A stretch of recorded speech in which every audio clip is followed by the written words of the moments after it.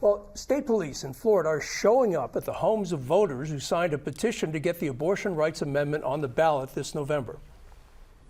It's part of an effort by Governor DeSantis to find alleged petition fraud and possibly block the amendment from taking effect. DeSantis has defended police visiting the homes of Floridians who signed the petition. Critics say the investigation is a brazen attempt to intimidate voters and that the probe comes long after a deadline to challenge petition signatures has passed.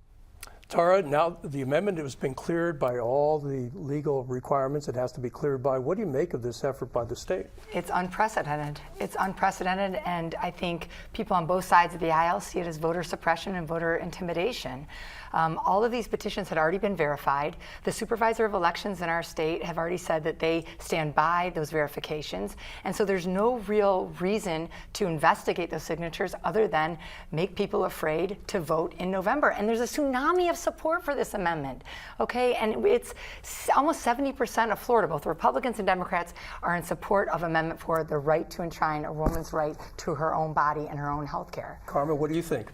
So this is one of my candidates for the primaries. She had her political opponent do a deep dive on, because you can do public records requests at the supervisor of elections for petitions you have signed. And so they were going to use this as fodder against her. And one of them was she supposedly signed the abortion amendment petition.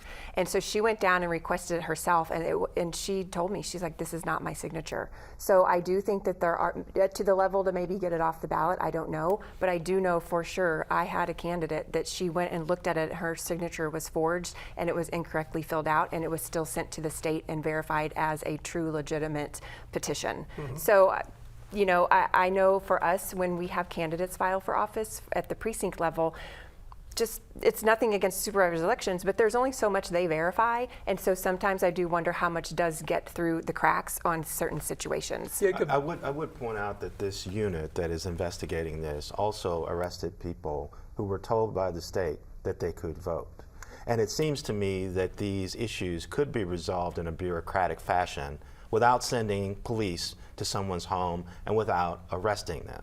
And so I think part of the problem here is, how do you deal with the problem of verifying signatures? If there's a sense that, you know, the election authorities are not correctly validating signatures, you don't have to solve that by sending cops to people's homes. Would you choose to do it that way?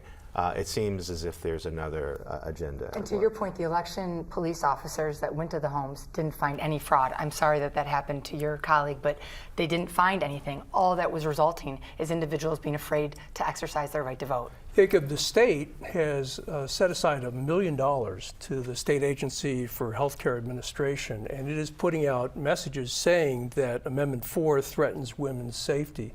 Is it right for the state to spend money on this kind of influencing of an election? You know, it'd be difficult for me to say whether or not it's right. I mean, what we can say is that it is happening, and that Governor Ron DeSantis is leveraging as much power as he can in order to oppose this amendment, right? And I think what's interesting is to note when this is happening, right? This is 7 months after these signatures were validated. Now, if you look, when they crossed this threshold, right, when supporters crossed this signature threshold they needed to get this on the ballot, Governor Ron DeSantis was campaigning a failed campaign for president in Iowa, right? Now, I would wager to bet that he assumed that the Supreme Court would have stopped this. I say that because in the city of Tampa, he spoke and he said that the Supreme Court, that most of which are stacked with his appointees, were derelict in their duties to allow this. This is 7 months after all of this. Now he's wading in. The question is whether or not that is legal, and that's something that some critics have brought up.